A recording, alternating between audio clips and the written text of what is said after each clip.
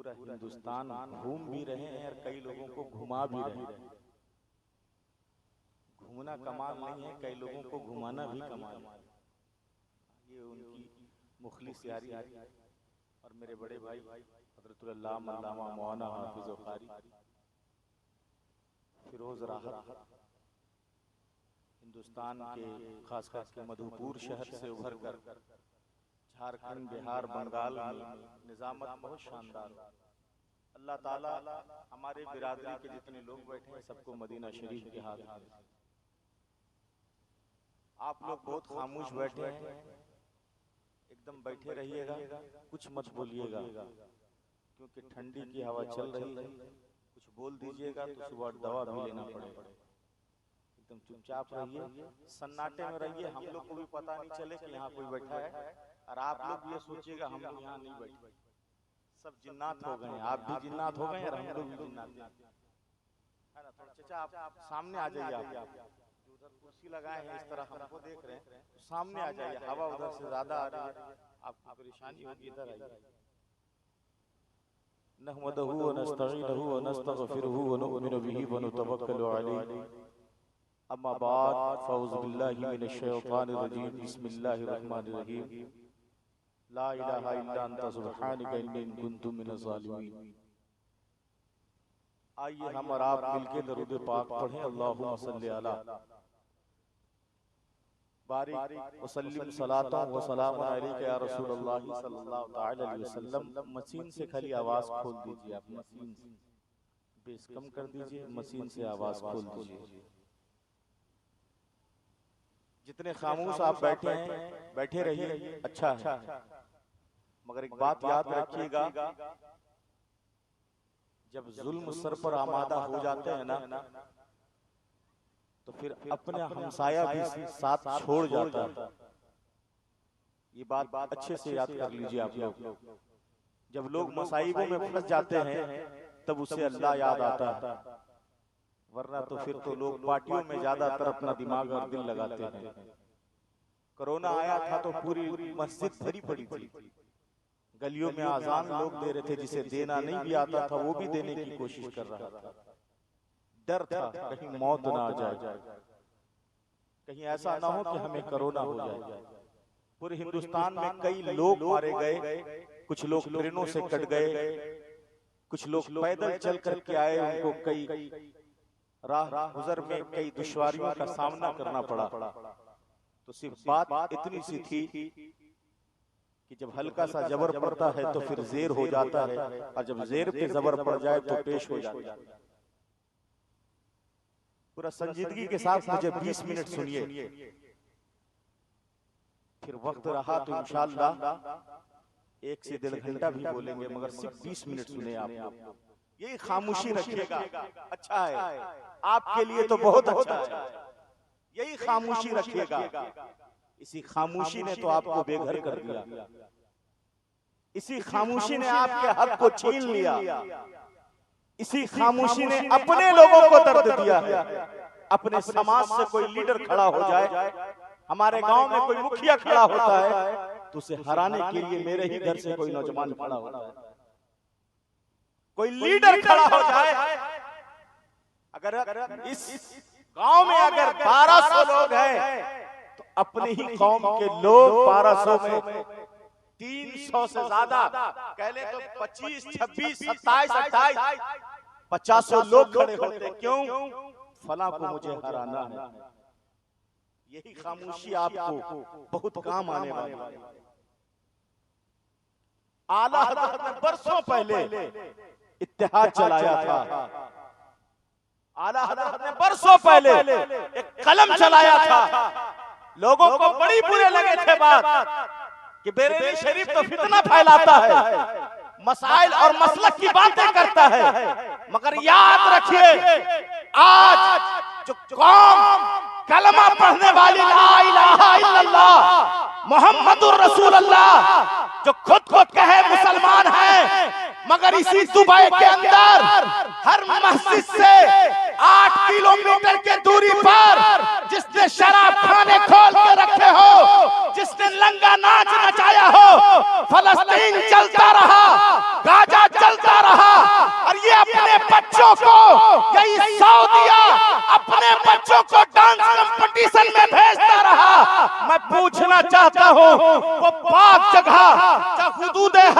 है वो पाक जगह जो मेरे नबी का शहर है, वो पाक जगह जो आमना का शहर है, वो पाक जगह जो मौला अली का शहर है, वो पाक जगह जो हजरत उस्मान अली का शहर है, वो पाक जगह जो हजरत उस्मान गनी का है, वो पाक शहर जो हजरत अबू बकर सिद्दीक का है, वो पाक शहर जो हजरत मौला अली का है, वो पाक शहर जो मौला हसन का है, वो पाक शहर जो मौला हुसैन का है। मगर बताओ तुम कलमा पढ़ने वाले थे, तुम बताओ तुम नमाज पढ़ने वाले थे, दिल पे हाथ रख के बताना, खुद को कलमा पढ़ने वाला बताया, खुद को कुरान पढ़ने वाला बताया, मगर जो हुदूद हरम था, मेरे आका ने कहा था ये हुदूद हरम है, या मुशरिक का आना मना है, ये हुदूद हरम है, या काफिरों का आना मना है, ये हुदूद हरम है। अब यहाँ कोई मुशरिक नहीं आ सकता, मगर बताओ तुम कैसे मुसलमान हो?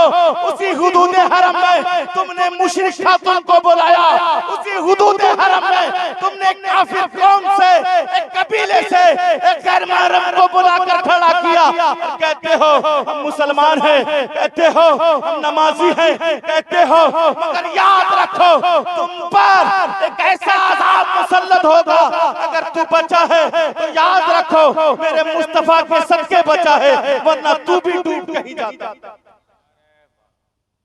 याद रखिए आपकी ये खामोशी बहुत अच्छा है, आप खामोश रहिए, मत बोलिएगा। बहुत अच्छा हजरत, बहुत मत बोलिएगा, बहुत अच्छा है। और अपने बच्चों को पढ़ाइएगा भी, होटल भेजिए आप लोग, बहुत है। हमारे यहाँ ये तो हो रहा है, 15 साल का बच्चा है हम होटल भेज, 15 साल की बेटी है रिश्ता खोजते, घर पे दलालों की लाइन लग जाती है, अब फोटो लेके बाकायदा पूरे जिला में घूमता है वो, अब फोटो देखेगा, देख के कहेगा नहीं नाक टेढ़ा है, ये सौली है, आंख भेंगी है, शर्म नहीं आती? जरा पूछ उस माँ बाप से, जरा पूछ उस बाप से जो अपनी कमाई रिक्शा ठेल करके गर्मी में बंबई जैसी जगह पे रह करके कई सालों तक अपने बच्चों का चेहरा ना देखे, कई सालों तक अपने घरवाली का चेहरा ना देखे, कई सालों तक अपने बूढ़े माँ बाप से ना मिल सके। मैंने पूछा था बाबा तू यहाँ क्यों काम करता है, इस बुढ़ापे में बंबई जैसी जगह में तुझे कमाने की जरूरत क्या है? तो उस बूढ़े बाप ने कहा था मौलाना मैं यहाँ काम करने सिर्फ इसलिए आया हूँ क्योंकि मेरी जवान बेटी घर पर है और मैं बाप हूँ, मैं अपना इज्जत नीलाम तो कर सकता हूँ मगर अपनी आबरू, दिलों का चैन, अपनी बेटी की गैरत तो किसी के हाथ नहीं बेच सकता। अरे बा क्या बात है, नारे तकबीर, पूछना उस बाप से, नारे रिसालत, अज़मत मुस्तफा कॉन्फ्रेंस और मायाले सुन्नत, मौलाना जफर नूरानी साहब मधुपुरी, क्या बात है भाई, बहुत अच्छा। जरा पूछ उस बाप से। हम कहते हैं खामोश रहते हैं, खामोश रहिए, ये खामोशी एक दिन हमारे घरों तक पहुंचेगा। हमने अपने बच्चों के हाथों में किताब कहाँ दिया?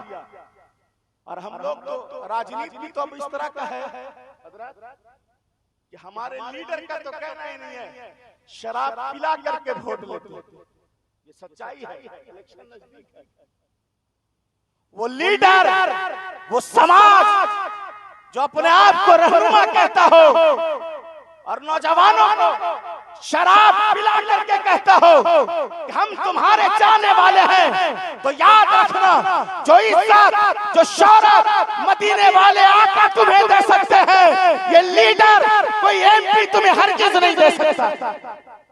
शराब पिलाते हो, क्या बात है भाई, बहुत अच्छे। शराब पिला कर कहते हो हम तुम्हारे रहबर हैं, ऐसे याद रखो, ऐसे लीडरों को कभी मत चुनना, ऐसे रहनुमाओं को कभी मत लाना जो तुम्हें शराब की बोतलें दे करके किसी माँ की गोद, किसी माँ की गोद को सूना कर दिया, बाप के अरमान पे नशे की चादर चढ़ा दी और सोचता है कि मेरा ये रहनुमा मेरा काम आएगा। नहीं, सुनो तो सही, यही फलस्तीन आग में जल रहा है। किसी न्यूज रिपोर्टर ने अब तक दिखाने की कोशिश नहीं की। 33,000 बेटियां मारी गई है, 40,000 बच्चे मारे गए हैं, नाबालिग 40,000 और बालिग 80,000 नौजवान मारा गया है, 80,000 के करीब बेटियां मारी गई है। मगर मैं तुझसे पूछना चाहता हूँ, एक 9 साल की बेटी का इंटरव्यू हुआ है, अभी अरबी में उसने जवाब दिया था, एक मीडिया वाले उसके करीब गया था, हाल ही में बम गिरा था गाजा पे, लोग परेशान थे, घरों से मातम का हाल छाया था। एक 9 साल की बेटी के पास जब वहां का मीडिया गया था और कह रहा था, बेटा मैं जानता हूं तेरी माँ मारी गई है, मैं जानता हूं तेरे चचा मारे गए हैं, मैं जानता हूं तेरा चचा मारा गया, मैं जानता हूं तेरे खानदान मारे गए हैं, मगर ये बेटी अपने आप को तनहा ना पाना, ये तेरा चचा जिंदा है, पूरी फलस्तीन तेरे साथ है, पूरा गजा तेरे साथ है। मगर उस बेटी ने जो जुमला दिया था, वो बेटी ने जो बात कही थी, याद रखो, तुम्हारी ये खामोशी अल्लामा इकबाल ने कहा था, बरसों पहले कहा था, मुझे अपने ही कौम से शिकवा है इकबाल, मुझे औरों से शिकायत नहीं है, क्योंकि ये बोलते भी उस जगह पर है जहां बोलना इन्हें आता नहीं। अल्लामा इकबाल ने बरसों पहले कहा था ये जुमला, अल्लामा इकबाल ने बरसों पहले ये तनकीद की थी। मगर जरा उस 9 साल के बच्ची के पास, वो 9 साल की बच्ची के पास मीडिया पहुंचा और कहने लगा, बेटा तेरे माँ मारे, तेरी माँ मर गई, तेरे बाप धमाके में मारा गया, तेरा चचा मारा गया, तेरा 15 साल का भाई मारा गया, पूरा फलस्तीन तेरे साथ है। मगर जानते हो उस 9 साल की बच्ची ने पैगाम दिया था, ऐ मेरी बेटियों याद रखो, तुम गाना सुन करके अपने बच्ची को झूला झूलाते हो, तुम कव्वालियां सुन करके अपनी बेटियों को झूला झूलाती हो, तुम टीवी देख करके अपने बच्चों को दूध पिलाती हो, मगर सलाम है उस माँ पर जो अपने बच्चों को कुरान पढ़ा के सुलाती हो, सलाम है उस माँ पर जो अपने बेटे को नाम पढ़कर सुलाती हो। उस 9 साल की बच्ची ने कहा था, मगर सुनो चचा, सुनो चचा, मेरे खानदान के लोग मारे गए हैं, मेरे खानदान के लोग मारे गए, मेरा घराना उजड़ गया, मेरे बाद मेरा कोई नहीं है, मेरा मोहसिन हाल कोई नहीं है, मैं माँ कहूंगी किसको, मैं बाबा कह के पुकारूंगी किसको, मैं भाई कह के खेलूंगी किसके साथ। मगर याद रखो, पूरे फलस्तीन की एक बेटी ने जुमला दिया था, और जुमला यह था कि मैं मुसलमान हूँ, ला इलाहा इल्लल्लाह मुहम्मदुर रसूलुल्लाह। मेरा पैगाम यही है कि मैं, जब मेरा भाई शहीद हो सकता है, जब मेरा बाप शहीद हो सकता है, जब मेरी माँ शहीद हो सकती है, मैं 9 साल की हूँ, मेरे हाथों में चूड़ियां नहीं है, मैं मस्जिद अक्सा के खातिर, अल्लाह के शहर के खातिर, अल्लाह के घर के खातिर, मैं फलस्तीन की बेटियां भी अपना जान देना चाहती हूं। वाह क्या बात है भाई, माशाल्लाह, बहुत खूब, बहुत जब एक अच्छी। 9 साल की बेटी जब मस्जिद अक्सा के लिए सर दे सकती है, और वो खुद को कहलाने वाला मुसलमान, जो अभी हाल ही में गूगल पे सर्च कीजिएगा, अभी सऊदी अरब में दारू की दुकान भी खुलने वाली है।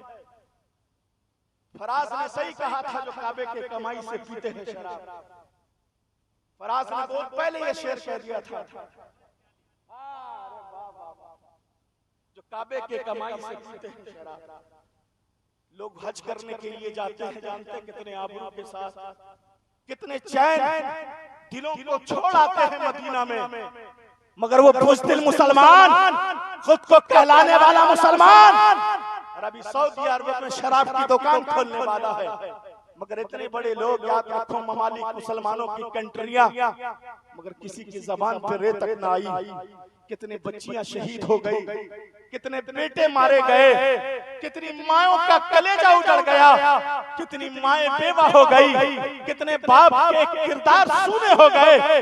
मगर बारे मुसलमान की चादर ओढ़े हुए आओ हजरत उमर के पास, अगर तुम्हें जानना है कि लीडर किसे कहते हैं, तुम्हें जानना है पीएम किसे कहते हैं, तुम्हें जानना है राजनीति किसे कहते हैं, तो याद रखो, आओ हजरत उमर के पास। जानते उसी मस्जिद नबी में हजरत उमर रात में घूमते थे, कान लगा के सुनते थे, कोई खाना खाया कि नहीं खाया, कोई मजलूम पे जुल्म ना हो, कोई परेशान हाल ना हो। कहते एक दिन ऐसा हुआ, फजर की आजान होने लगी, हजरत उमर ने कहा फजर के बाद अब घर चेक करेंगे कि कोई खाना खाया कि नहीं खाया, कोई परेशान हाल तो नहीं है। आज का लीडर हमारे बच्चों के हाथों पे नशा बेचता है, आज का लीडर हमारे बच्चों के हाथ में शराब देता है, आज का लीडर वोट लेने के लिए रिश्वतखोरी करता है, आज का लीडर हमें रात को लड़वाता है, आज का लीडर हमें भाइयों को भाई रहने नहीं देता, बाप को बेटे से दूर करता है।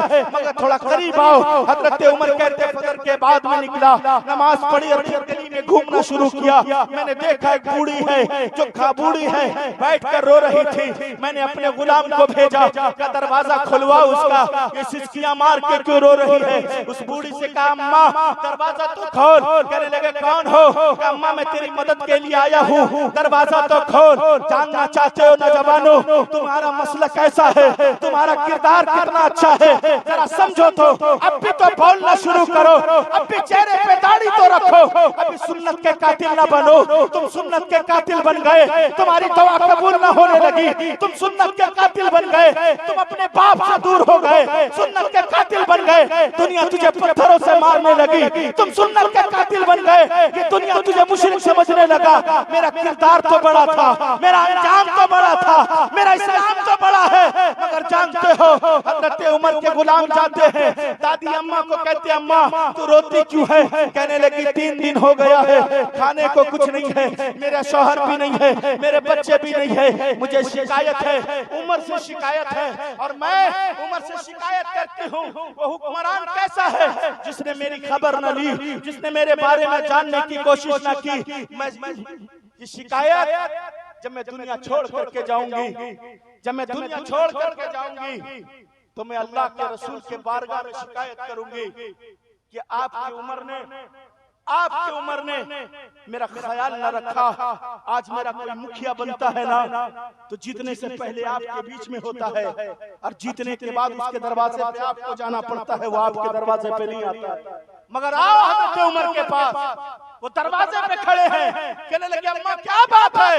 कहने लगे 3 दिन से कुछ नहीं खाया है हमने, मगर मुझे शिकायत है उमर से, और मैं ये शिकायत मरने के बाद आका करीम के बारगाह में करूंगी। कहते जब ये जुमला सुने हजरत उमर न दौड़े और दौड़ के कदमों में आए और कहने लगे अम्मा मेरी शिकायत अल्लाह के रसूल से न करना।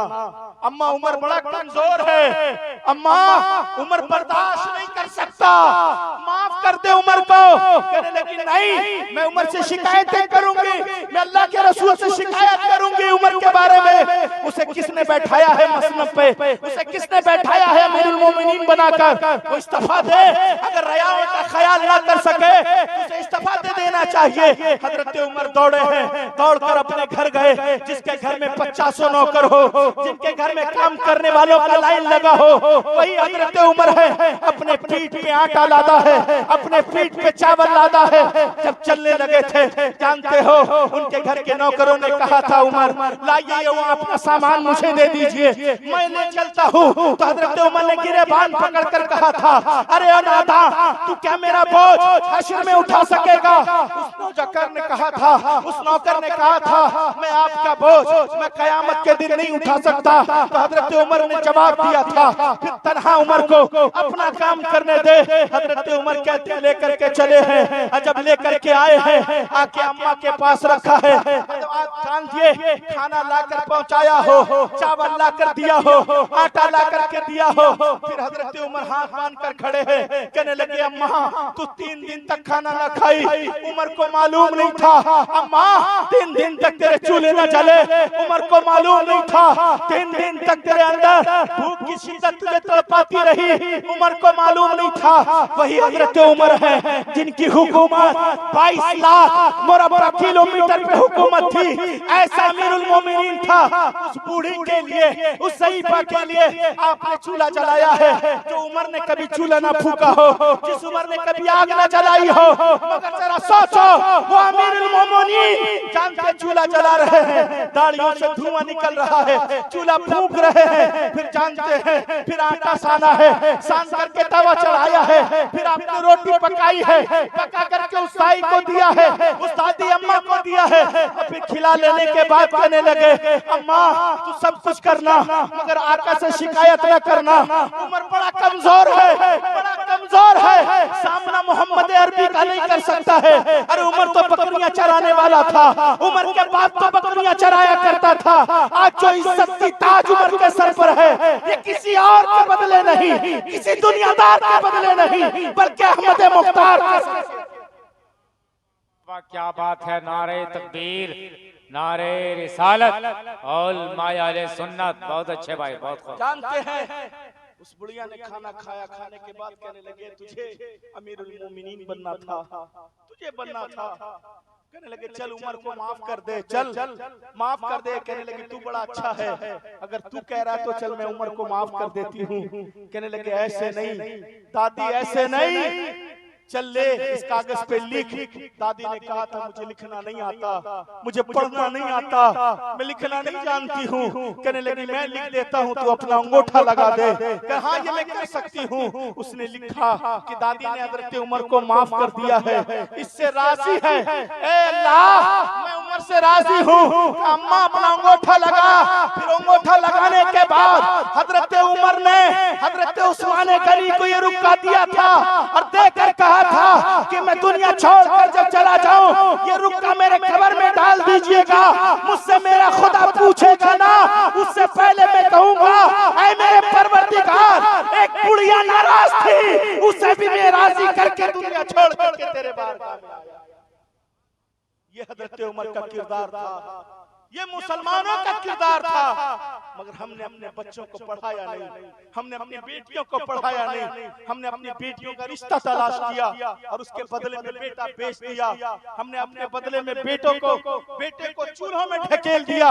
अगर उसे कुछ पढ़ा देते, अपनी बेटियों को पढ़ा देते, इतना तो पढ़ा देते।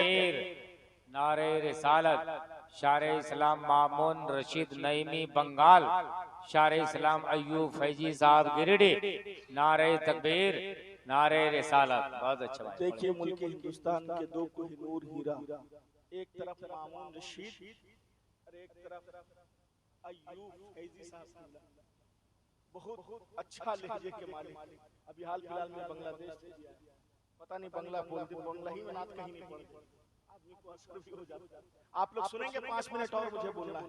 कितने लोग सुनेंगे? थोड़ा दोनों हाथों को उठा कर कहें या रसूल अल्लाह, थोड़ा बुलंद आवाज से कहें। और एक बात और है, तैयार कर लीजिए आप लोग कि सच बोलना सीखिए। कड़वा ही लगेगा ना, सच बोलिए सच। क्यों? हमने सच बोलना छोड़ा तो हमसे मस्जिदें छीन गई। हमने सच बोलना शुरू नहीं किया ना, हमारी जमीन मस्जिदें तो छोड़ो, हमसे हमारे हिस्से की जमीनें भी छीन ली जाएगी। हमने सच कहाँ बोला? हमने तो सिर्फ झूठ ही कहा है।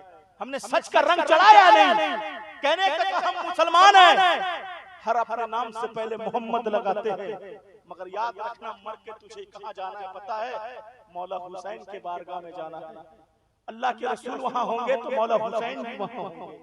पूछेंगे ना तुझसे कि मैंने अपना खानदान दिया था, तेरे लिए दिया था ना, इसी उम्मत के लिए दिया था। दुआ कर देते तो क्या से क्या हो जाता, दुआ कर देते तो क्या से क्या हो जाता।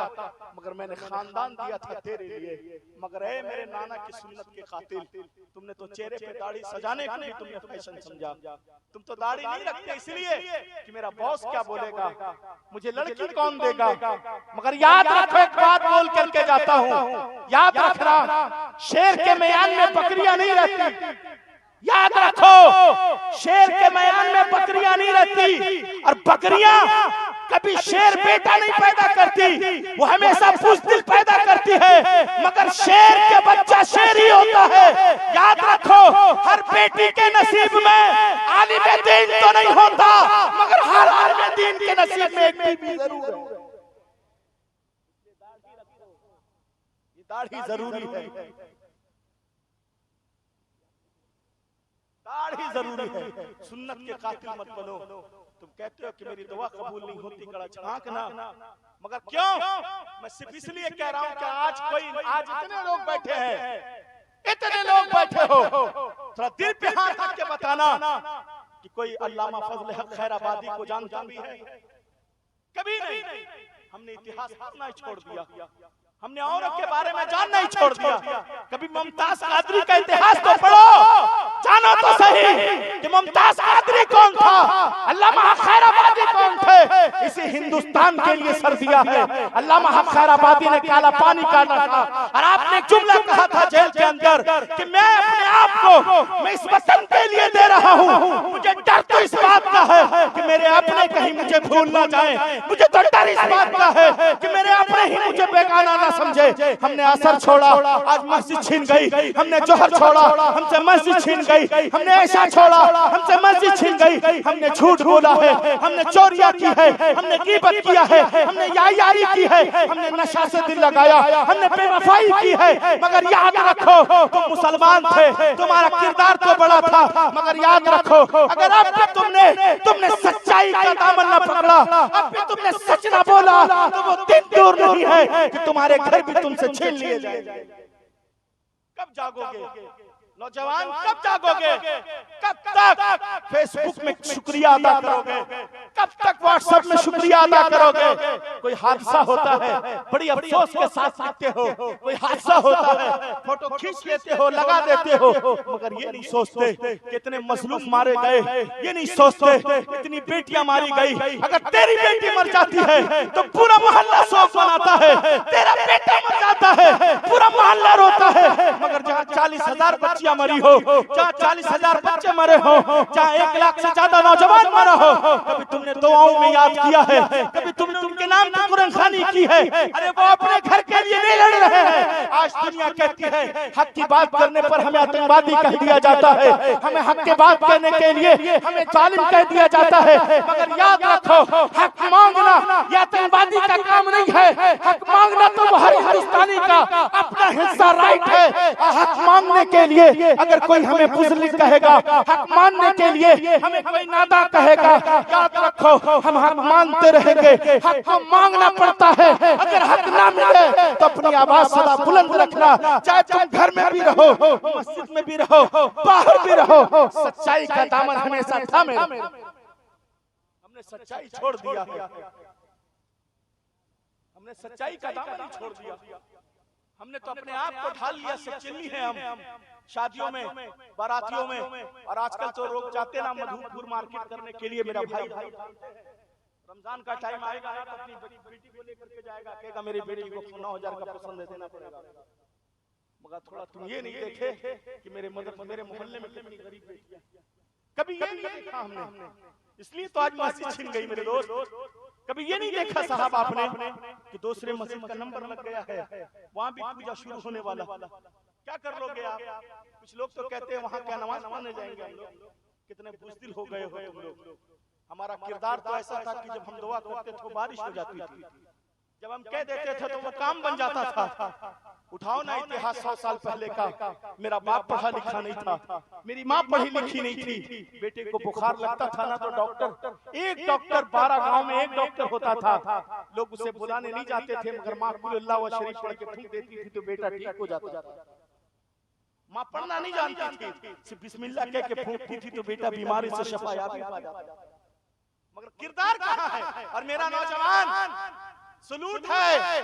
तुम कहते हैं ना 1400 सालों से बड़े बड़े आलिम तुम्हें जगाने की कोशिश की है, किसी ने सर भी दिया है, किसी ने खून भी दिया है, मगर तू अपने आप को सोचता है कि मेरी ये जवानी काम आने वाली है। नहीं, तुझ पर ये जवानी का नशा सिर्फ 40 साल तक रहेगा। ये खूबसूरती का नशा सिर्फ 40 साल तक रहेगा।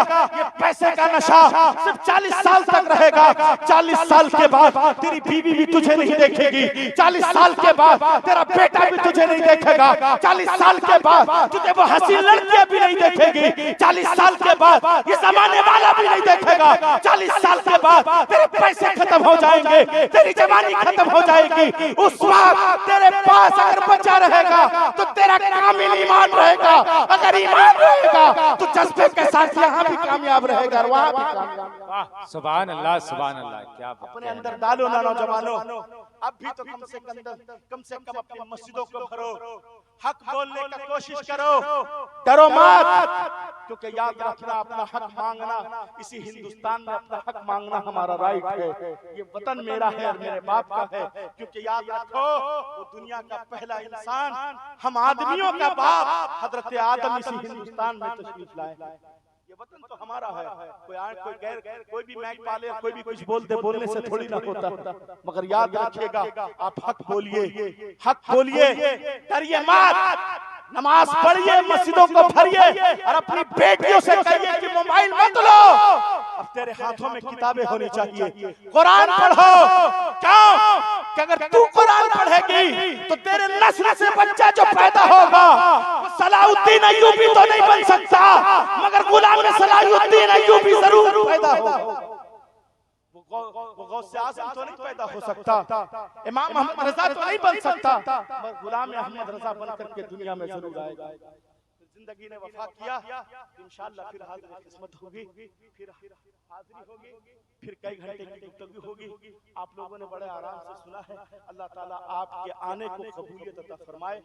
जिस बच्ची का बस आप उस बच्चे के लिए दुआ कीजिए कि वो आलिम दीन बने और दीन का खिदमत गुजार बने। अस्सलामु अलैकुम व रहमतुल्लाह।